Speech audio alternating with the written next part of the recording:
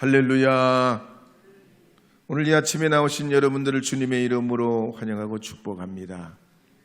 오늘은 12월 17일 대강절 세 번째 주입니다. 이번 주 이제 금요일이 되면 밤이 가장 길고 낮이 짧다는 동지가 됩니다. 겨울의 절정이 됩니다. 앞으로 이 한 달 정도가 긴 또 겨울이 지속이 되지만 반대로 뒤집으면 이 겨울도 그리 오래 가진 못합니다. 하나님께서 주의 중에 또 이 계절의 변화 중에 여러분의 삶에 다하시는 은혜와 평강이 충만하기를 주님의 이름으로 다시 한번 축원합니다. 우리 찬송가 84장으로 화답 참송 1절 2절 부른 다음 간주하고 3절 부르도록 하겠습니다. 84장입니다.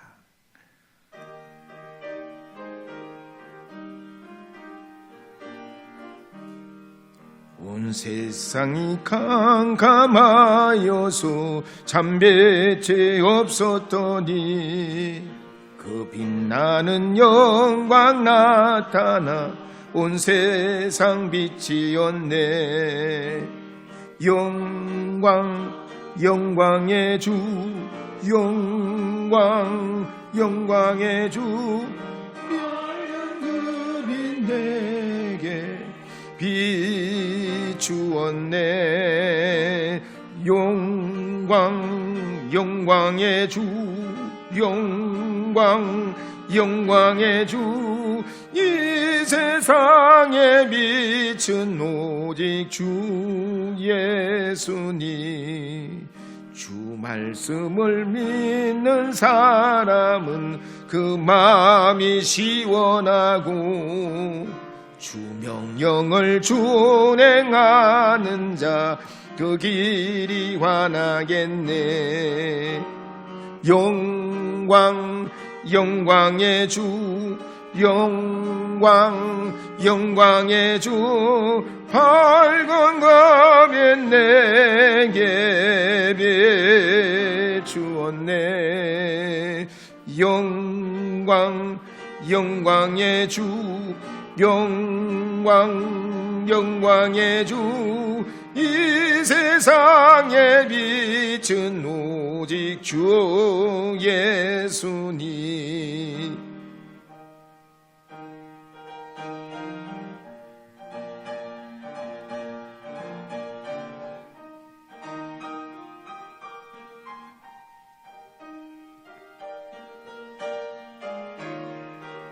죄 가운데 사는 사람은 그 눈이 어두워도 그 죄악을 씻는 날에는 그 눈이 밝아지네. 영광의 주, 영광의 주, 밝은 가면 내게 비추었네. 영광의 주, 영광의 주, 이 세상에 빛은 오직 주 예수님.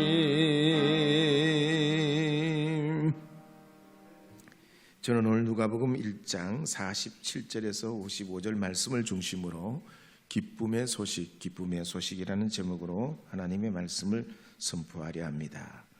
47절, 8절, 9절 말씀 함께 읽어보겠습니다. 내 마음이 하나님 내 구주를 기뻐하였음은 그의 여종의 비천함을 돌보셨습니다. 보라 이제 후로는 만세의 날을 복이 있다 일컬으리로다.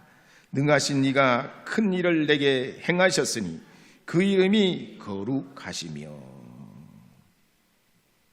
오늘 본문 말씀은 마리아가 사촌 엘리사벳을 방문했을 때 축복을 받고 화답한 노래입니다. 라틴어로는 마그니피카트라고 하는 하나님을 내 영혼으로 찬양한다. 이걸 줄여서 마리아의 찬가라고 이름을 붙입니다. 근데 이 말씀을 보면은 나라는 말을 굉장히 많이 사용합니다. 가령 내 영혼이, 내 마음이, 내 구주를, 나를 복이 있다, 내게 행하셨으니 라고 노래합니다. 너도 아니고 우리도 아니고 내 영혼이, 내 마음이, 내가 나를, 내게, 나에 대한 인식을 더 뚜렷이하며 하나님을 찬양하고 있습니다. 이와 같은 마리아의 노래를 보면 예사롭지가 않습니다. 가브리엘 천사로부터 아기 예수를 잉태하게 될 것이라는 소식을 받고 마리아가 위축되지 않고 오히려 자의식이 더 뚜렷해지고 감격과 감동이 있습니다. 과거 우리나라 조선시대에 칠거지약이라는 게 있었습니다. 가령 부인이 시부모를 잘 못 모시거나 아들을 못 낳거나 음란하거나 질투가 많거나 나쁜 병에 걸렸거나 말을 못할 정도, 말이 많아서 문제를 많이 일으키거나 도둑질을 하면 소방을 당하게 됐습니다. 지금 생각해 보면 말이 안 되는 것이죠. 그런데 마리아가 살던 시대는 이 이스라엘 사회가 우리나라 조선시대보다 더 가부장적 사회였습니다. 가령 부인이 아침에 빵을 태웠다든가, 그 사람들은 밥 대신 빵을 먹으니까 빵을 태웠다든가, 불을 제대로 관리 못해가지고 불을 꺼뜨렸다든가, 아니면 남편이 다른 여자와 눈이 맞았으면 남편이 원하면 이혼 당해도 아무 말을 못하고 이혼을 당하게 되는 그런 사회였습니다. 약혼자도 마찬가지입니다. 양가가 서로 합의해가지고 약혼을 하게 되면 함께 살지는 않아도 부부와 다름없게 받습니다. 그래서 약혼자가 결혼하기 전에 부정을 저질렀거나 아기를 가졌으면 파혼을 넘어가지고 죽음을 면할 길이 없었습니다. 그런데 오늘 이 본문에 보면 마리아가 가브리엘 천사로부터 아기 예수를 잉태하게 되고 그 이름을 예수라 하는 이름을 말씀까지 하시면서 그 소식을 전할 때 마리아가 이렇게 말하는 장면이 나옵니다. 우리가 읽지는 않았지만 누가복음 1장 34절에서 38절에 보면 이렇게 기록합니다. 함께 읽어보겠습니다. 마리아가 천사에게 말하되 나는 남자를 알지 못하니 어찌 이 일이 있으리이까? 천사가 대답하여 이르되 성령이 내게 임하시고 지극히 높으신 이의 능력이 너를 덮으시리니 이러므로 나실 바 거룩한 이는 하나님의 아들이라 일컬어지리라. 보라 내 친족 엘리사벳도 늙어서 아들을 배웠느니라. 본래 임신하지 못한다고 알려진 네가 이미 6달이나 되었나니 대저 하나님의 모든 말씀은 능하지 못하심이 없느니라. 마리아가 이르되 주의 여종이오니 말씀대로 내게 이루어지이다 하며 천사가 떠나가니라. 그러니까 마리아에게 일어나는 하나님의 이 계획은 사람의 생각으로 받아들이기 어려운 일이었습니다. 너무나 감당할 수 없는 일이고 마리아의 신앙과 스케일로는 이것을 받아들이기 어려운 대사건이고 감당할 수 없는 일이었던 겁니다. 오늘 우리도 그렇습니다. 하나님의 계획은 우리 생각과 비교할 수가 없습니다. 상상할 수 없고 짐작할 수 없습니다. 여러분, 과거만 그런 게 아닙니다. 지금도 그렇습니다. 여러분이 눈을 들어 하늘을 한번 바라보십시오. 이 천지 만물을 누가 지으셨는지 한번 생각해 보세요. 우주의 이 크기가 1천억 광년이 넘지만 이 지구와 같은 세상의 작품이 또 어디에 있습니까?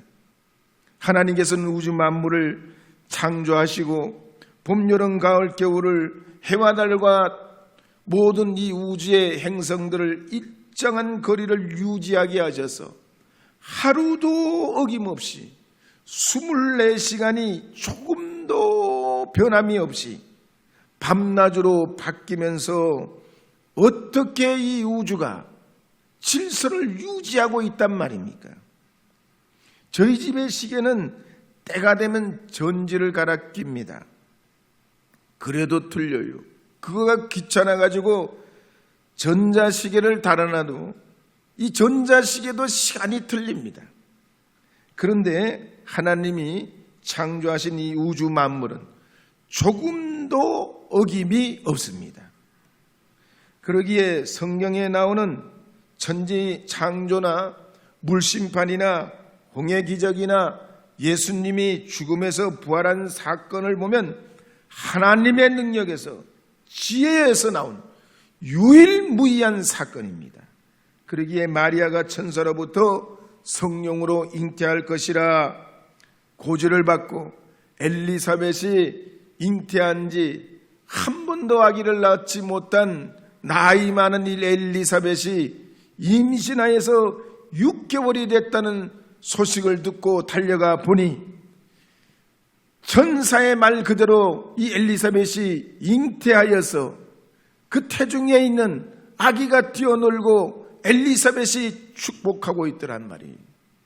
그럴 때 이 마리아는 하나님의 모든 말씀은 능치 못함이 없느니라는 이 말씀을 고백하면서 저 유대로 달려가서 엘리사벳을 만나고 태중에 있는 세례 요한으로부터도 하나님의 영광을 돌리는 이런 노래를 부른 것이 바로 우리가 읽은 이 말씀입니다. 고려대 경영학가 강수돌 교수가 쓴 팔꿈치 사회라는 책에도 보면 이런 이야기가 나옵니다. 영국 출신 도린과 오스트리아 출신 고르가 외로워하다가 게임장에서 만나서 첫눈에 반합니다. 신부 도린은 어린 시절에 부모님이 이혼한 아픔이 있었고 신랑 고르는 2차 대전에 전쟁을 겪으면서 가정이 원만치 못해가지고 극심한 가난의 아픔이 있었습니다. 그런데 24살짜리 총각하고 23살짜리 처녀가 만나서 서로 사귀게 되면서 아름다운 동화와 같이 결혼을 하게 됩니다. 이들은 프랑스로 가서 살면서 유명한 작가가 되고 명성을 얻고 지성인 중에 지성인으로 살다가 만난 지 60년 만에 결혼한 지 58년 만에 죽음을 맞게 되는데 이 두 부부가 주사를 맞고 죽는다는 얘기입니다. 지성인 중에 지성인인데 박사고 사상가인데 사르트르와 친구고 세상에서 가장 사람들이 부러워하는 그런 분들인데 하나님 없는 인생의 끝은 이와 같이 두려움과 염려와 절망뿐이라는 겁니다. 그런데 이 마리아를 보면 그렇지 않습니다. 상상할 수 없는 현실 앞에서 오히려 하나님을 찬송합니다. 자의식이 더 뚜렷해집니다. 정신이 혼돈해지고 자기의 갈 길을 잃어버리는 게 아닙니다. 오히려 하나님의 은혜와 성령의 감화가 있을 때 더 분명한 삶의 태도를 취합니다. 오늘 이 아침에 나오신 여러분도 경제적으로 여의치 못해도 연세가 들어서 건강이 원만치 못해도 가정에 어려움이 있고 여러분의 자녀들의 진로에 시련이 있다고 해도 모든 우리의 문제는 하나님께 달려있음을 믿으시고 마리아처럼 하나님을 신뢰하시기를 바랍니다.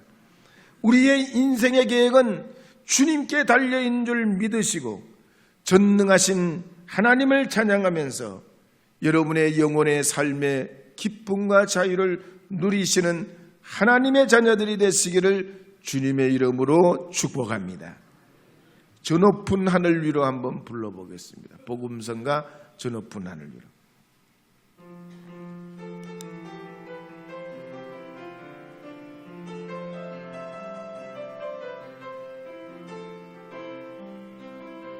저 높은 하늘 위로 밝은 태양 떠오르듯이 난 주저하지 않으리.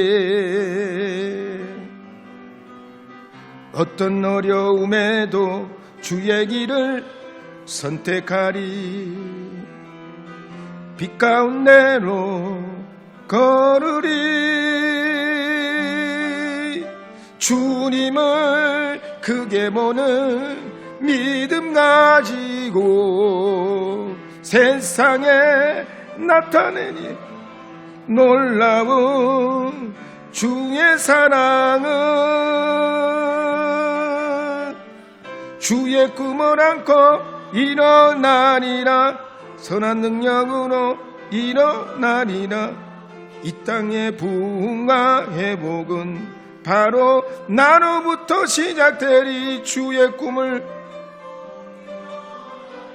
선한 능력으로 일어나리라. 이 땅의 부흥과 회복은 바로 나로부터 시작되리. 이 마리아의 찬가를 보면 분명한 자의식, 메타의식이 있다는 얘기입니다. 세상이 복잡하고 여러 가지 더 어려우면 어려울수록 믿음이 있는 크리스천은 자기 자신에 대한 분명한 의식을 가지고 자기 인생의 미래 목표를 향해 나가게 됩니다. 그래서 이 마리아의 찬고를 보면 처음엔 나로부터 출발해서 높고 높으신 전능하신 하나님으로 이어지는 노래인 것을 볼 수 있습니다. 자기에게 일어나고 있는 상황을 바르게 인식하고 삶의 루트를 분명히 하고 있는 걸 볼 수가 있습니다. 가령 서울 종로구 세종로 1번, 2번 이 번지는 청와대입니다.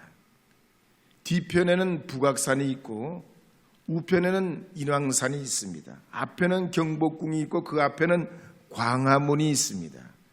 언제 봐도 이 광경은 변함이 없습니다. 우리 신앙에도 정방향이 있습니다. 처음과 나중 되시는 그리스도 예수께서 우리의 정방향입니다. 언제든지 무엇을 하든지 예수 그리스도께서 나의 정방향입니다. 마리아도 보면 그렇습니다. 가브리엘 천사로부터 성령으로 아기 예수를 잉태하게 될 것이라는 소식을 듣게 될 때 헷갈리지 않습니다. 천사가 고지해 준 대로 먼 거리 떨어진 사촌 엘리사벳을 찾아 달려갑니다. 그랬더니 정말로 천사가 말한 대로 나이 든 이 엘리사벳이 한 번도 가져본 적이 없는 아기를 이제 가진 지 6개월이 되어서 마리아가 오니까 복중에서 뛰놀면서 기뻐하는 겁니다. 그럴 때 이 엘리사벳도 성령으로 충만해서 이 마리아를 맞이하면서 하나님을 찬양합니다. 그래서 누가복음 1장 41절부터 44절에 보면 이렇게 기록하는 내용이 나옵니다. 함께 읽어보겠습니다. 엘리사벳이 마리아가 문안함을 들으며 아이가 복중에서 뛰노는지라 엘리사벳이 성령의 충만함을 받아 큰 소리로 불러 이르되 여자 중에 내가 복이 있으며 내 태중에 아이도 복이 있도다. 내 주의 어머니가 내게 나아오니 이 어찌된 일인가. 보라 내 문안하는 소리가 내 귀에 들릴 때에 아이가 내 복중에서 기쁨으로 뛰놀았도다. 마리아와 엘리사벳은 이렇게 하나님의 역사와 성령의 능력으로 있을 수 없는 하나님의 기적과 능력을 체험하면서 서로 공감하고 기뻐하면서 전능하신 하나님, 긍휼이 많으신 하나님, 비천한 자를 돌아보신 하나님께 영광을 돌립니다. 오늘 우리 시대도 그렇습니다. 인공지능 시대요, 무인자동차의 시대요, 무한 경쟁의 시대에 우리가 어떻게 해야 최후의 사람이 될 수 있겠습니까? 적자생존 법칙이나 무한 경쟁으로는 희망이 일어나는 게 아닙니다.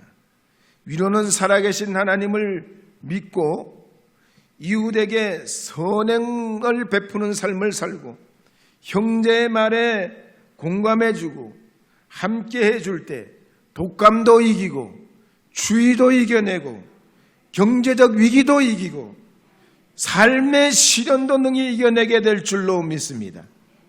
그래서 마리아도 자기에게는 이 엄청난 사건을 통해서 형제이자 사촌인 엘리사벳을 만났을 때 신실하신 하나님을 함께 바라봅니다. 서로 은혜를 간증하면서 이들이 만나게 될 때 위로와 기쁨이 2배나 커져서 찬송으로 터지고 하나님 앞에 영광을 돌리게 됩니다. 청년 유튜버인 자청이 쓴 역행자라는 책에도 보면 돈과 시간의 자유를 얻는데 7단계가 필요하다고 그랬는데 그 중에 첫 단계가 자의식 해체라고 합니다. 이걸 성경적으로 말하면 자기 부인이에요. 이 자기 부인을 하는 자기 해체 의식을 가진 사람은 어떠냐면 난 못합니다. 난 안 됩니다. 난 할 수 없습니다. 이러질 않는다는 거예요. 주로 보통 연애에 실패하는 사람들을 많이 상담을 받아보면 공통점이 있는데 그 사람들의 공통점이 뭐냐면 자기를 너무 아끼다가 상처를 받는 거예요. 너무 자기중심적으로 생각하기 때문에 다른 사람을 받아들이지 못해가지고 연애에 자꾸 실패한다는 겁니다. 그래서 아주 판타지로 상상의 날개를 펴면서 자꾸만 다른 사람들 현실적으로 받아들이지 못하다가 남만 탓하다가 나중에는 무력한 사람, 성격 파탄자, 이상한 사람 만나가지고 어려움을 당하게 된다는 겁니다. 돈도 마찬가지라는 거예요. 적은 봉급을 받으면 사회를 탓하고 직장을 탓하고 남을 탓하다 보면 기회를 놓치고 또 기회를 놓치고 또 기회를 놓치게 된다는 겁니다. 근데 오늘 이 본문 말씀에 마리아를 보면 그렇지 않습니다. 마리아가 살았던 동네가 어떤 동네입니까? 나사렛이라는 동네입니다. 지역적 배경이 좋지 못합니다. 인생 낙오자, 실패자, 예루살렘에서 멀리 떨어진 변방이고 산골입니다. 비천한 자, 범죄자들이 모여 살았던 그런 마을입니다. 마리아의 장래를 보면 이런 동네에 다른 사람들과 별반 없이 그렇게 살아갈 처지고 이제 정원자로 만난 이 요셉 역시도 직업이 목수라 평생 가난의 쩌로 살 수밖에 없는 그런 인생입니다. 그런데 이 마리아는 가브리엘 천사를 통해 성령으로 아기 예수를 잉태하게 될 것이라는 소식을 듣고 자신의 삶에서 좌절하지 않습니다. 오히려 하나님의 역사와 내 형편을 초월하시는 하나님, 나를 잘 되게 하시는 하나님, 나의 상상을 뛰어넘으시는 하나님, 내 인생을 바꾸어 주실 하나님, 우리의 삶에 얼마든지 길을 내시는 하나님 의지해서 주님 앞에 하나님을 신뢰하게 될 때 말할 수 없는 평안과 기쁨으로 충만하게 됩니다. 오늘 나오신 여러분들도 이와 같은 믿음의 비결을 배우시기를 바랍니다. 마리아가 예수님의 육신의 어머니가 되는 은혜를 얻었다면 여러분은 하나님의 자녀가 되는 주님의 권세를 얻은 하나님의 자녀입니다. 마리아가 하나님으로부터 특별한 은총을 입었다면 여러분은 하나님 나라의 시민으로 택함받은 사람들입니다. 그러기에 여러분들께서도 능하신 하나님, 큰 일을 행하시는 하나님, 긍휼히 여기시는 하나님, 나를 도와주시는 하나님, 말씀대로 이루시는 하나님, 주님 의지하셔서 하나님 앞에 나가시는 주님의 자녀들 되시기를 주의 이름으로 축복합니다. 제주도에 가면 성이시돌 농장이 있습니다. 이 성이시돌 유래를 보면 이렇습니다. 이시돌이라는 사람은 1100년 경에 스페인의 마드리드에서 태어납니다. 그런데 집이 가난해가지고 학교를 갈 수 없습니다. 학교를 못 가니 글을 읽지도 못하고 사회에 대해서 하나도 모릅니다. 그렇지만 학교는 갈 수 없어도 열심히 기도하고 하나님 말씀을 잘 듣고 하나님 앞에 어떻게든 믿음을 가지려고 애를 써가지고 어떤 사람에게도 뒤지지 않는 믿음을 가지게 되고 그 믿음이 깨우쳐져서 자꾸 세상을 아는 지식을 얻게 됩니다. 그런데 이 이시돌의 가정이 가난하니까 부모님이 이제 생활하기 어려워서 이 이시돌이 오한 더벨거스라고 하는 사람의 농장의 집에 가서 일을 하게 됩니다. 그런데 그 농장에 가서도 마찬가지입니다. 기도하고 일하고 기도하고 일하고 성경 보고 일하고 늘 주님을 묵상하고 하나님 앞에 늘 열심을 냅니다. 새벽 기도를 빠지지 않고 열심히 교회를 하고 또 주일이 돌아오면 다른 일을 하지 않았습니다. 그러니까 이 이시돌이 그렇게 열심히 살아가니까 항상 다른 사람들보다 더 일을 잘하는 거예요. 이상하리만큼 이 이시돌이 하는 일은 항상 그 모양새도 좋아요. 그러니까 같이 일하던 일꾼들이 시기 질투해서 주인에게 고자질을 합니다. 주인님, 아니 글쎄 말이지, 이시돌이 하나님을 믿는다는 핑계로 일어나지 않고 그 게으름뱅이가 돼가지고 우리가 너무 힘듭니다. 이시돌 때문에 우리가 너무 힘들어요. 너무 힘들어서 우리가 너무 힘들어서 견딜 수 없습니다, 주인님. 그러니까 이 말을 들은 주인이 화가 나가지고 정말 이 이시돌이 진짜 그런지 몰래 숨어가지고 조사를 해봤습니다. 그랬더니 이시돌이 쟁기 하나를 가지고 밭을 갈고 있는데 신기하게도 밭고랑이 3개가 나더라는 겁니다. 분명히 쟁기를 하나 가지고 가는데 기가 막히게 쟁기 자국이 3개가 나면서 밭고랑이 나더라는 거예요. 그래서 좀 더 자세히 들여다봤더니 글쎄 이시돌이 쟁기질을 할 때 두 천사가 양쪽에서 함께 밭을 갈고 있더라는 얘기예요.